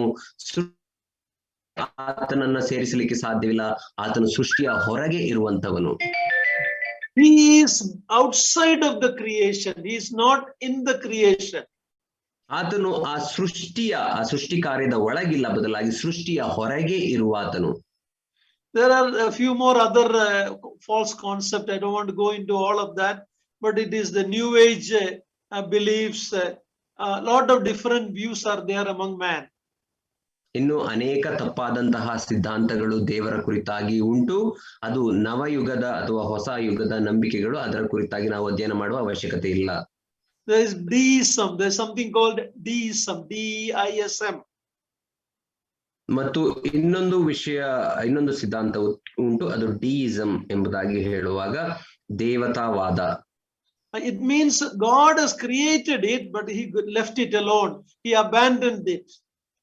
ಅದು ಏನನ್ನ ಬೋಧಿಸುತ್ತದೆ ಅಂದರೆ, ದೇವರು ಸೃಷ್ಟಿಯನ್ನ ಸೃಷ್ಟಿಸಿದನು, ಆದರೆ ಅದನ್ನ ಬಿಟ್ಟನು, ತೊರೆದು ಬಿಟ್ಟು ಹೋದನು ಎಂಬುದಾಗಿ ಅದು ಬೋಧಿಸುತ್ತದೆ. It doesn't speaks about the sovereignty of God like we do in the Bible. ನಾವು ಸತ್ಯವೇದದಲ್ಲಿ ನಂಬುವ ಹಾಗೆ, ಸತ್ಯವೇದವು ಬೋಧಿಸುವ ಹಾಗೆ ದೇವರು ಸಾರ್ವಭೌಮನು ಎಂಬುದಾಗಿ ಅದು ಬೋಧಿಸುವುದಿಲ್ಲ. Our God is a sovereign God. ನಮ್ಮ ದೇವರು ಆತನ ಸಾರ್ವಭೌಮ ದೇವರಾಗಿದ್ದಾನೆ. One God who exists in three persons. We will look at that later. ಒಬ್ಬನೇ ದೇವರು ಮೂರು ವ್ಯಕ್ತಿತ್ವಗಳಲ್ಲಿ ಆತನು ಇರುವ ಆತನಾಗಿದ್ದಾನೆ. ಅದನ್ನು ನಾವು ನಂತರ ನೋಡಿಕೊಳ್ಳೋಣ. Now we look at the knowability of God. How can we, is it possible to know about God? ಈಗ ನಾವು ದೇವರನ್ನ ತಿಳಿದುಕೊಳ್ಳುವುದರ ವಿಷಯದಲ್ಲಿ ನಾವು ಅಧ್ಯಯನ ಮಾಡೋಣ. ಅಂದ್ರೆ ದೇವರನ್ನ ತಿಳಿದುಕೊಳ್ಳಲಿಕ್ಕೆ ಸಾಧ್ಯವಾ? In that, the first thing, ಅದರಲ್ಲಿ ಮೊದಲನೆಯ ವಿಷಯ, there is the unknowability of God. We cannot know about God by our self effort according to the word of God. ಮೊದಲನೇದಾಗಿ ಅದರ ಅಡಿಯಲ್ಲಿ ಇರುವಂತ ವಿಷಯವೇನೆಂದರೆ ದೇವರ ಕುರಿತಾಗಿ ತಿಳಿದುಕೊಳ್ಳಲಿಕ್ಕೆ ಸಾಧ್ಯವಿಲ್ಲ. ಅಂದರೆ ಮಾನವನಿಗೆ ಸ್ವಂತ ಸಾಮರ್ಥ್ಯದಿಂದ ದೇವರ ಕುರಿತಾಗಿ ತಿಳಿದುಕೊಳ್ಳಲಿಕ್ಕೆ ಸಾಧ್ಯವಿಲ್ಲ. When you study the Old Testament, many times it is challenging us. How can you know about God? How can you? In the book of Job, it says, our knowledge is like only the fringes. We only know a very little about God. ನಾವು ಹಳೆ ಒಡಂಬಡಿಕೆಯಲ್ಲಿ ನಾವು ನೋಡುವಾಗ ಅದು ದೇವರ ನಾವು ಹೇಗೆ ತಿಳಿದುಕೊಳ್ಳಬಹುದು ಎಂಬುದಾಗಿ ಅನೇಕ ಪ್ರಶ್ನೆಗಳನ್ನ ಮಾಡುತ್ತದೆ. ನಾನು ಯೋಬನ ಪುಸ್ತಕದಲ್ಲಿ ನಾವು ನೋಡುವಾಗ ಮನುಷ್ಯನು ಕೇವಲ ಅಲ್ಪನಾಗಿದ್ದಾನೆ, ಆತನು ದೇವರನ್ನ ಹೇಗೆ ತಿಳಿದುಕೊಳ್ಳಬಹುದು ಎಂಬುದಂತ ಪ್ರಶ್ನೆಯನ್ನ ಹಾಕುತ್ತಾನೆ. So Bible talks about the unknowability of the God, and also it talks about the knowability of God. ಆದ್ದರಿಂದ ಸತ್ಯವೇದವು ದೇವರನ್ನ ಮನುಷ್ಯನು ಸ್ವಂತ ಪ್ರಯತ್ನದಿಂದ ತಿಳಿದುಕೊಳ್ಳಲಿಕ್ಕೆ ಸಾಧ್ಯವಿಲ್ಲ ಎಂಬುದಾಗಿ ಅದು ಹೇಳುತ್ತದೆ. ಅದೇ ರೀತಿ ದೇವರನ್ನ ತಿಳಿದುಕೊಳ್ಳಲಿಕ್ಕೆ ಸಾಧ್ಯತೆ ಉಂಟು ಎಂಬುದಾಗಿಯೂ ಕೂಡ ಬೋಧಿಸುತ್ತದೆ. It may look like a contradiction. ಅವೆರಡು ತದ್ವಿರುದ್ಧವಾದ ಸಂಗತಿಗಳ ಹಾಗೆ ಕಾಣಬಹುದು. But it is not. You cannot fully understand God in its absolute personhood, but you can know him enough to have a personal relationship through the revelation. ಆದರೆ ಇವೆರಡು ತದ್ವಿರುದ್ಧವಾದಂತಹ ಸಂಗತಿಗಳಲ್ಲ. ಏನೆಂದರೆ ದೇವರನ್ನ ನಾವು ಪರಿಪೂರ್ಣವಾಗಿ ಆತನು ಏನಾಗಿದ್ದಾನೆ ಎಂಬುದಾಗಿ ಮಾನವನು ಎಂದಿಗೂ ತಿಳಿದುಕೊಳ್ಳಲಿಕ್ಕೆ ಸಾಧ್ಯವಿಲ್ಲ. ಆದರೆ ಮಾನವನು ದೇವರನ್ನ ತಕ್ಕ ಮಟ್ಟಿಗೆ, ಅಂದರೆ ಆತನೊಟ್ಟಿಗೆ ವೈಯಕ್ತಿಕವಾದಂತಹ ಸಂಬಂಧವನ್ನ ಹೊಂದುವ ಅಷ್ಟು ಆತನ ಕುರಿತಾಗಿ ಜ್ಞಾನವನ್ನು ಹೊಂದಬಹುದು. That is by revelation. ಅದು ದೇವರ ಪ್ರಕಟಣೆಯ ಮೂಲಕ ಮಾತ್ರ ಸಾಧ್ಯ. That's the difference between Bible and all the other religious books. ಅದೇ ಬೇರೆ ಧರ್ಮಗಳ ಪುಸ್ತಕಗಳಿಗೂ ಧಾರ್ಮಿಕ ಪುಸ್ತಕಗಳಿಗೂ ಸತ್ಯವೇದಕ್ಕೂ ಇರುವಂತಹ ವ್ಯತ್ಯಾಸ. Bible is God revealing himself to mankind. Other books are man trying to find out about God. Other books, uncle, could you please repeat it? Other religious books are man's opinions about God that ಋಷಿಗಳು ಬೇರೆಯವರು ಅವರ ಕಲ್ಪನಾ ಪ್ರಕಾರ ಬರೆದಿರುವುದು. But Bible is what God revealed, which we otherwise cannot understand. ಸತ್ಯವೇದವು ದೇವರು ತನ್ನ ಕುರಿತಾಗಿ ತಾನೇ ಮಾನವರಿಗೆ ಪ್ರಕಟಿಸಿಕೊಂಡಂತಹ ಸತ್ಯವಾದಂತಹ ವಾಕ್ಯಗಳಾಗಿವೆ. ಆದರೆ ಬೇರೆ ಧರ್ಮದ ಪುಸ್ತಕಗಳನ್ನ ನಾವು ನೋಡುವಾಗ ಆ ಧಾರ್ಮಿಕ ಪುಸ್ತಕಗಳು ಮನುಷ್ಯರು ತಮ್ಮ ಅಭಿಪ್ರಾಯದಲ್ಲಿ ದೇವರು ಹೀಗಿರಬಹುದು ಎಂಬುದಾಗಿ ಊಹಿಸಿಕೊಂಡು ಬರೆದಂತಹ ಪುಸ್ತಕಗಳಾಗಿವೆ. So under the topic of knowing about God, there are three sources. ದೇವರನ್ನ ತಿಳಿದುಕೊಳ್ಳಬಹುದು ಎಂಬಂತ ವಿಷಯದ ಅಡಿಯಲ್ಲಿ ಮೂರು ಪ್ರಾಮುಖ್ಯವಾದಂತಹ ಸಂಪನ್ಮೂಲಗಳಿವೆ. First is God's word, the written word. ಮೊದಲನೇದಾಗಿ ಬರೆಯಲ್ಪಟ್ಟಂತಹ ದೇವರ ವಾಕ್ಯ. Secondly, it is God's Son, the living word. ಎರಡನೆಯದಾಗಿ ದೇವರ ಮಗನು ಅಥವಾ ಜೀವಿಸುವಂತಹ ದೇವರ ವಾಕ್ಯ. Thirdly, it is God's Spirit who indwells in a believer and he witnesses to us about God. ಮೂರನೇದಾಗಿ ದೇವರ ಆತ್ಮನು ವಿಶ್ವಾಸಿಗಳಲ್ಲಿ ಜೀವಿಸುತ್ತಾ ಇದ್ದು ವಿಶ್ವಾಸಿಗಳಿಗೆ ಆತನ ಕುರಿತಾಗಿ ಸಾಕ್ಷಿ ಹೇಳುವಂತ ದೇವರ ಆತ್ಮನು. So God's word, ಮೊದಲನೇದಾಗಿ ದೇವರ ವಾಕ್ಯ, God's Son, ಎರಡನೇದಾಗಿ ದೇವರ ಮಗನು, thirdly God's Spirit. ಮೂರನೇದಾಗಿ ಪರಿಶುದ್ಧಾತ್ಮ ಅಥವಾ ದೇವರ ಆತ್ಮ. These are the sources God has given us to know him personally. ಈ ಒಂದು ಸಾಧನಗಳ ಮೂಲಕ ನಾವು ದೇವರನ್ನ ವೈಯಕ್ತಿಕವಾಗಿ ತಿಳಿದುಕೊಳ್ಳಬಹುದು. We talked about natural revelation, but we cannot have a personal relationship with God by looking at the nature. ನಾವು ಪ್ರಾಕೃತಿಕವಾದಂತಹ ಆ ಒಂದು ಪ್ರಕಟಣೆಯ ಕುರಿತಾಗಿ ನೋಡಿಕೊಂಡೆವು. ಆದರೆ ಈ ಪ್ರಾಕೃತಿಕವಾದಂತಹ ಪ್ರಕಟಣೆಯ ಮೂಲಕ ನಾವು ದೇವರೊಟ್ಟಿಗೆ ಸಂಬಂಧವನ್ನು ಹೊಂದಲಿಕ್ಕೆ ಸಾಧ್ಯವಿಲ್ಲ. Because God is a person, God wants personal relationship with him. ಯಾಕಂದ್ರೆ ದೇವರು ಆತನು ವ್ಯಕ್ತಿ ಆಗಿದ್ದಾನೆ, ನಾವು ಆತನೊಟ್ಟಿಗೆ ವ್ಯಕ್ತಿಗತವಾದಂತಹ ಸಂಬಂಧವನ್ನು ಹೊಂದಬೇಕು ಎಂಬುದಾಗಿ ಆತನು ಬಯಸುತ್ತಾನೆ. In the beliefs in the Indian religion, it is Parashakti. God is just a power. God is a superpower. God is a big power up in the sky, you know, and it cannot have a personal relationship with me.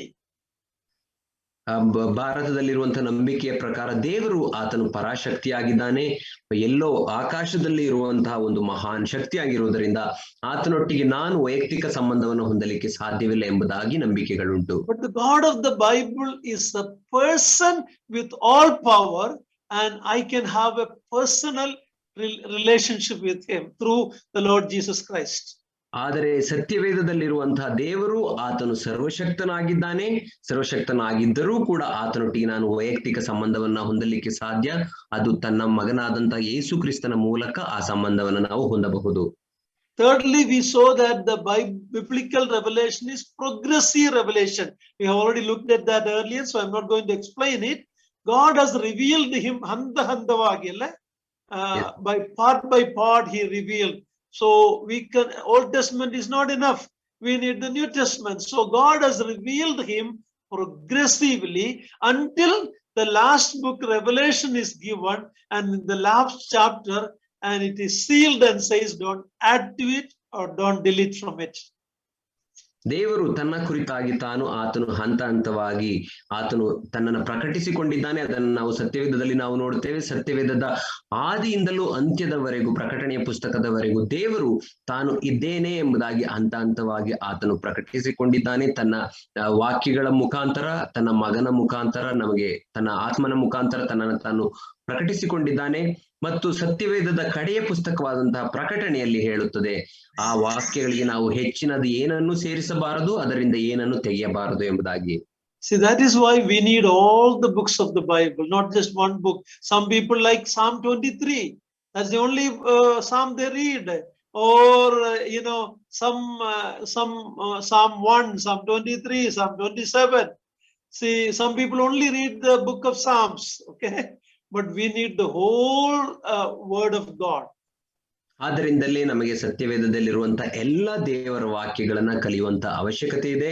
ಕೆಲವರಿಗೆ ಕೀರ್ತನೆಯ ಪುಸ್ತಕ 23ನೇ ಅಧ್ಯಾಯ, ಕೆಲವರಿಗೆ 1ನೇ ಅಧ್ಯಾಯ, ಕೆಲವರಿಗೆ 27ನೇ ಅಧ್ಯಾಯ, ಹೀಗೆ ಅವರಿಗೆ ಇಷ್ಟವಾದಂತಹ ಕೆಲವು ವಚನಗಳನ್ನ ಮಾತ್ರ ಅವರು ಓದುವವರಾಗಿರುತ್ತಾರೆ.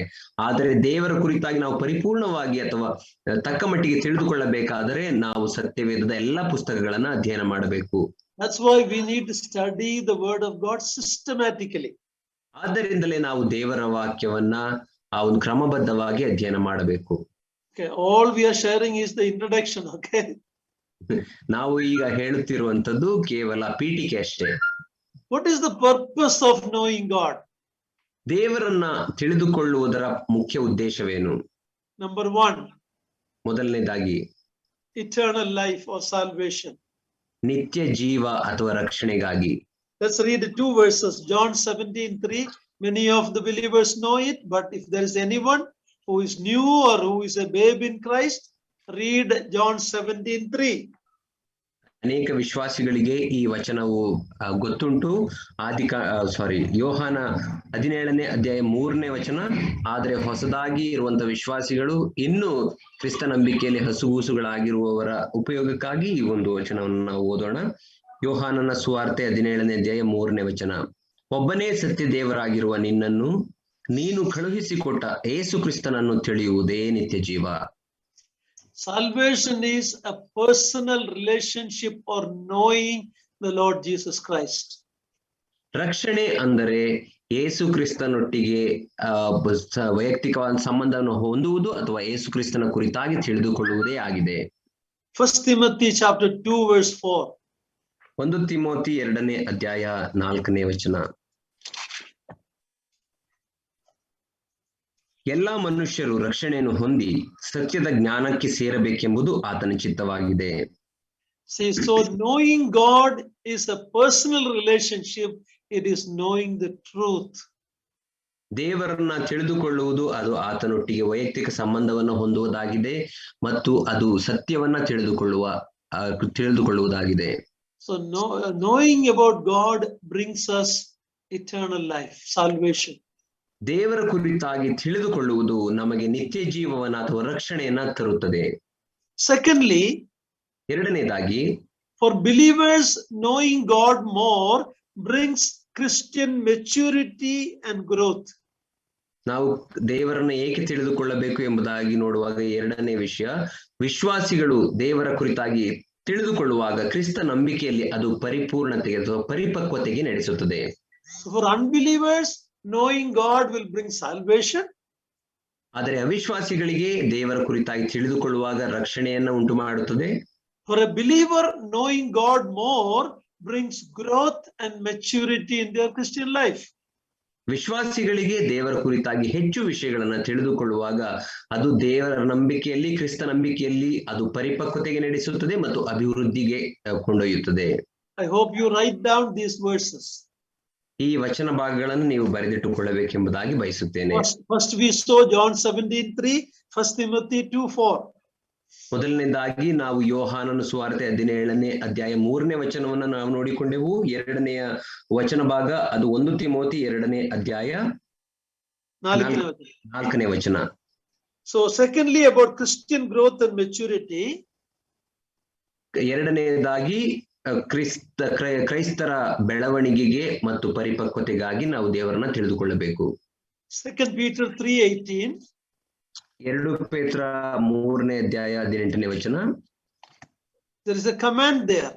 ಅಲ್ಲಿ ಒಂದು ಆಜ್ಞೆ ಕೊಡಲ್ಪಟ್ಟಿದೆ. ನೀವು ಕೃಪೆಯಲ್ಲಿಯೂ ನಮ್ಮ ಕರ್ತನೂ ರಕ್ಷಕನೂ ಆಗಿರುವ ಯೇಸು ಕ್ರಿಸ್ತನ ವಿಷಯವಾದ ಜ್ಞಾನದಲ್ಲಿಯೂ ಅಭಿವೃದ್ಧಿಯನ್ನು ಹೊಂದುತ್ತಾ ಇರ್ರಿ. ಆತನಿಗೆ ಈಗಲೂ ಸದಾಕಾಲವು ಸ್ತೋತ್ರ. ಆಮೇನ್. God doesn't want us only to believe him and go to heaven. While we are here in this world, God wants us to grow in the grace and knowledge of the Lord. ದೇವರು ಆತನನ್ನ ನಂಬಿ ನಾವು ರಕ್ಷಣೆಯನ್ನ ಹೊಂದಿ ಸ್ವರ್ಗಕ್ಕೆ ಮಾತ್ರ ಹೋಗಬೇಕೆಂಬುದಾಗಿ ಬಯಸುವುದಿಲ್ಲ. ಆದರೆ ಭೂಮಿಯಲ್ಲಿ ಇರುವಾಗಲೇ ಆತನ ಕುರಿತಾಗಿ ನಾವು ಪರಿಪೂರ್ಣ ಜ್ಞಾನವನ್ನ ಹೊಂದಿದವರಾಗಿ ಆತನ ಜ್ಞಾನದಲ್ಲಿ ಬೆಳೆಯಬೇಕು ಎಂಬುದಾಗಿ ಆತನು ಬಯಸುತ್ತಾನೆ. John 7:17. ಯೋಹಾನನ ಸುವಾರ್ತೆ 7ನೇ ಅಧ್ಯಾಯ 17ನೇ ವಚನ. John 7:17. ಯೋಹಾನ 7ನೇ ಅಧ್ಯಾಯ 17ನೇ ವಚನ. ಆತನ ಚಿತ್ತದಂತೆ ನಡೆಯುವುದಕ್ಕೆ ಯಾರಿಗೆ ಮನಸ್ಸಿದೆಯೋ ಅವರಿಗೆ ಈ ಬೋಧನೆಯು ದೇವರಿಂದ ಬಂದದ್ದೋ ನಾನೇ ಕಲ್ಪಿಸಿ ಹೇಳಿದ್ದೋ ಗೊತ್ತಾಗುವುದು. You should have a will, a desire to know him. ನಿಮಗೆ ದೇವರನ್ನ ತಿಳಿದುಕೊಳ್ಳಲಿಕ್ಕೆ ಒಂದು ಬಯಕೆ, ಆಶೆ ಇರಬೇಕು. That will bring growth and Christian maturity in your life. ಅದು ನಮ್ಮ ಜೀವಿತದಲ್ಲಿ ಅಭಿವೃದ್ಧಿಯನ್ನ ಮತ್ತು ಪರಿಪಕ್ವತೆಯನ್ನ ಕ್ರೈಸ್ತಿಯ ಜೀವಿತದಲ್ಲಿ ತರುತ್ತದೆ. Thirdly, knowing about God and his work will warn us about the judgment to come. ಮೂರನೇದಾಗಿ ದೇವರ ಕುರಿತಾಗಿ ಆತನ ಕಾರ್ಯಗಳ ಕುರಿತಾಗಿ ನಾವು ತಿಳಿದುಕೊಳ್ಳುವಾಗ ಬರುವಂತಹ ದೇವರ ನ್ಯಾಯ ತೀರ್ಪಿನ ಕುರಿತಾಗಿ ಅವು ನಮಗೆ ಎಚ್ಚರಿಸುತ್ತವೆ. Look at the Hebrews chapter 10. ಇಬ್ರಿಯ 10ನೇ ಅಧ್ಯಾಯ 26 and 27. 26 ಮತ್ತು 27ನೇ ವಚನವನ್ನು ನಾವು ನೋಡಿಕೊಳ್ಳೋಣ. ಇಬ್ರಿಯ 10ನೇ ಅಧ್ಯಾಯ 26, 27ನೇ ವಚನ. ಯಾಕಂದರೆ ಸತ್ಯದ ಪರಿಜ್ಞಾನವನ್ನು ನಾವು ಹೊಂದಿದ ಮೇಲೆ ಬೇಕೆಂದು ಪಾಪ ಮಾಡಿದರೆ ಪಾಪ ಪರಿಹಾರಕ್ಕಾಗಿ ಇನ್ನಾವ ಯಜ್ಞವೂ ಇರುವುದಿಲ್ಲ. ಅತ್ಯಂತ ಭಯದಿಂದ ಎದುರು ನೋಡತಕ್ಕ ನ್ಯಾಯ ತೀರ್ಪು, ದೇವರ ವಿರೋಧಿಗಳನ್ನು ದಹಿಸುವ ತೀಕ್ಷ್ಣವಾದ ಅಗ್ನಿಯು ಇವೇ ನಮ್ಮ ಮುಂದೆ ಇರುವವು.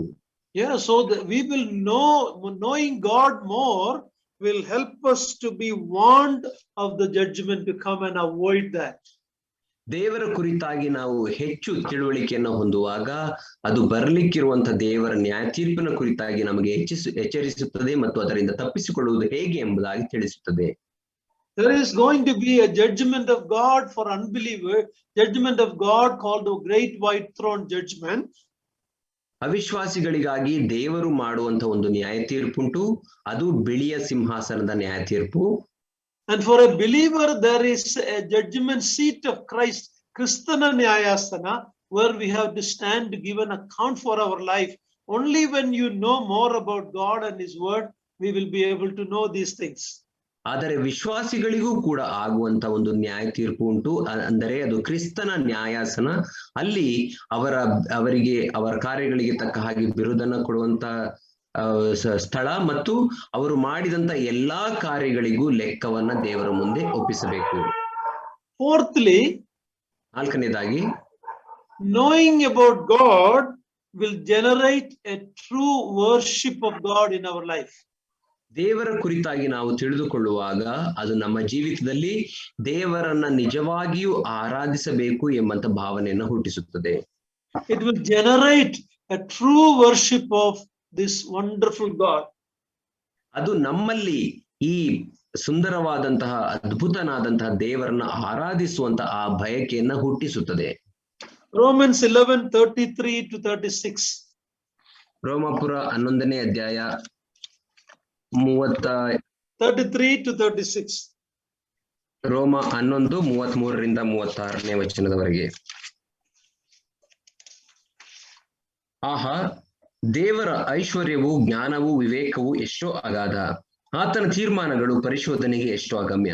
ಆತನ ಮಾರ್ಗಗಳು ಕಂಡುಹಿಡಿಯುವುದಕ್ಕೆ ಎಷ್ಟೋ ಅಸಾಧ್ಯ. ಕರ್ತನ ಮನಸ್ಸನ್ನು ತಿಳಿದುಕೊಂಡವನಾರು? ಆತನಿಗೆ ಆಲೋಚನಾ ಕರ್ತನು ಯಾರು? ಮೊದಲು ಆತನಿಗೆ ಕೊಟ್ಟು ಪ್ರತಿಫಲವನ್ನು ತೆಗೆದುಕೊಳ್ಳುವವನು ಯಾರು? ಸಮಸ್ತವು ಆತನಿಂದ ಉತ್ಪತ್ತಿಯಾಗಿ ಆತನಿಂದ ನಡೆಯುತ್ತಾ ಆತನಿಗಾಗಿ ಇರುತ್ತದೆ. ಆತನಿಗೆ ಸದಾಕಾಲವು ಸ್ತೋತ್ರ. Amen. See, in the book of Romans and in the New Testament, when Paul writes about this God, finally it ends up in a doxology, a praise to God. All glory to Him. Amen. It's repeated many times in the Word of God in the New Testament. ಪೌಲನ್ನು ರೋಮಾಪುರದ ಪತ್ರಿಕೆಯಲ್ಲಿ ಮತ್ತು ಹೊಸ ಒಡಂಬಡಿಕೆಯಲ್ಲಿ ತಾನು ಬರೆಯುವಾಗ ಆತನ ಎಲ್ಲಾ ಮಾತುಗಳು ಅಂತ್ಯವಾಗುವಾಗ ಅಂತ್ಯೋಕ್ತಿಯಲ್ಲಿ ಈ ಮಹಾದೇವರಿಗೆ, ಈ ಅದ್ಭುತನಾದಂತಹ ದೇವರಿಗೆ ಮಹಿಮೆಯಾಗಲಿ, ಆಮೆನ್ ಎಂಬಂತ ಪದಗಳನ್ನ ಆತನು ಉಪಯೋಗಿಸುತ್ತಾನೆ. So we looked at 4 purpose for knowing God. ನಾವು ಈಗ ದೇವರನ್ನ ತಿಳಿದುಕೊಳ್ಳುವ ಅವಶ್ಯಕತೆ ಏನಿದೆ ಎಂಬುದಾಗಿ 4 ವಿಷಯಗಳನ್ನು ನಾವು ನೋಡಿಕೊಂಡೆವು. For an unbeliever, it brings salvation. ಒಬ್ಬ ಅವಿಶ್ವಾಸಿಗೆ ಅದು ರಕ್ಷಣೆಯನ್ನು ತರುತ್ತದೆ. For a believer, for a true Christian, it brings growth and maturity. ಒಬ್ಬ ವಿಶ್ವಾಸಿಗೆ, ನಿಜವಾದಂತಹ ವಿಶ್ವಾಸಿ ಆಗಿರುವ ಕ್ರೈಸ್ತನಿಗೆ ಅದು ದೇವರ ಕುರಿತಾದಂತಹ ಪರಿಪಕ್ವತೆಯನ್ನ, ಅಭಿವೃದ್ಧಿಯನ್ನ ಉಂಟು ಮಾಡುತ್ತದೆ. It warns us about the judgment to come. ಮೂರನೇದಾಗಿ, ಅದು ಬರುವಂತ ನ್ಯಾಯ ತೀರ್ಪಿನ ಕುರಿತಾಗಿ ನಮಗೆ ಎಚ್ಚರಿಸುತ್ತದೆ. It also generates true worship of our God. ನಾಲ್ಕನೇದಾಗಿ, ಅದು ಈ ಅದ್ಭುತ ದೇವರನ್ನ ನಿಜವಾಗಿಯೂ ಆರಾಧನೆ ಮಾಡಬೇಕು ಎಂಬಂತಹ ಆಶೆಯನ್ನು ನಮ್ಮಲ್ಲಿ ಹುಟ್ಟಿಸುತ್ತದೆ. We are looking at Romans 11. ನಾವು ರೋಮ 11ನೇ ಅಧ್ಯಾಯವನ್ನು ನೋಡುತ್ತಾ ಇದ್ದೇವೆ. At the end of the chapter 11, at the end, Paul concludes that section of Romans with the worship.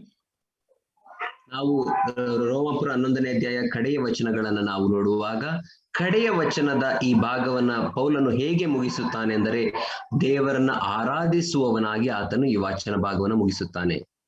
I'm going to close it in a minute. ಇನ್ನು ಒಂದೇ ನಿಮಿಷದಲ್ಲಿ ನಾನು ಇದನ್ನ ಮುಗಿಸುತ್ತೇನೆ. Almost all the epistles in the New Testament has a doctrinal beginning and a practical ending. ಸತ್ಯವೇದದ ಹೊಸ ಒಡಂಬಡಿಕೆಯಲ್ಲಿ ಇರುವಂತಹ ಎಲ್ಲಾ ಪತ್ರಿಕೆಗಳು ಅದು ಮೊದಲ ಭಾಗ, first part is about doctrine, teaching, ಬೋಧನೆಗಳು. ಮೊದಲನೆಯ ಅದು ಪ್ರಾರಂಭವಾಗುವುದು ಆ ಸಿದ್ಧಾಂತಗಳ ಮೂಲಕ, ಅದು ಅಂತ್ಯಗೊಳ್ಳುವುದು ಅದು ಪ್ರಾಯೋಗಿಕವಾದಂತಹ ತತ್ವಗಳ ಮೂಲಕ. So Romans 1 to 11 is doctrine about justification, salvation, sanctification, glorification. All those truths are in those 11 chapters. ರೋಮಾಪುರ 1ನೇ ಅಧ್ಯಾಯದಿಂದ 11ನೇ ಅಧ್ಯಾಯದವರೆಗೆ ನಾವು ನೋಡುವಾಗ ಅದು ಕೇವಲ ಸಿದ್ಧಾಂತಗಳ ಕುರಿತಾಗಿ ನಮಗೆ ಮಾತನಾಡುತ್ತದೆ.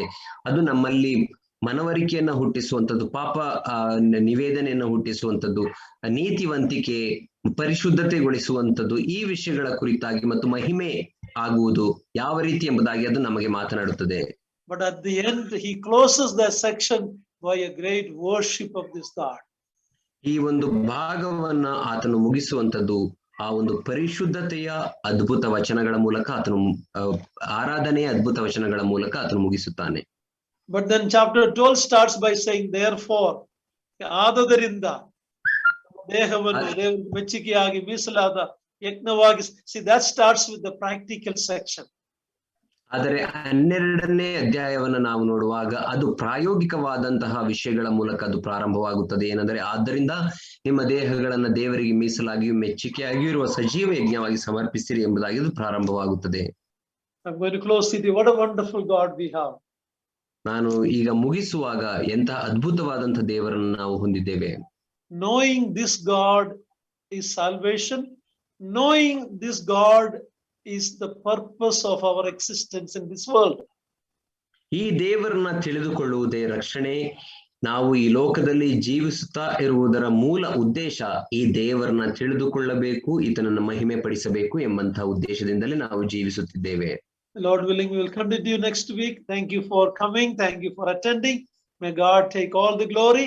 If any of you have never put a personal faith in the Lord Jesus Christ, repent of your sins, believe in him who died and rose again for you, he will give you eternal life.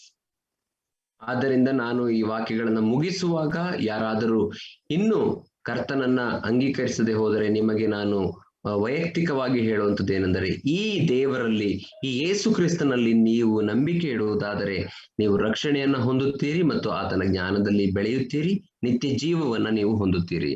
And those of us who have already believed him, let us grow in the grace and knowledge of the Lord.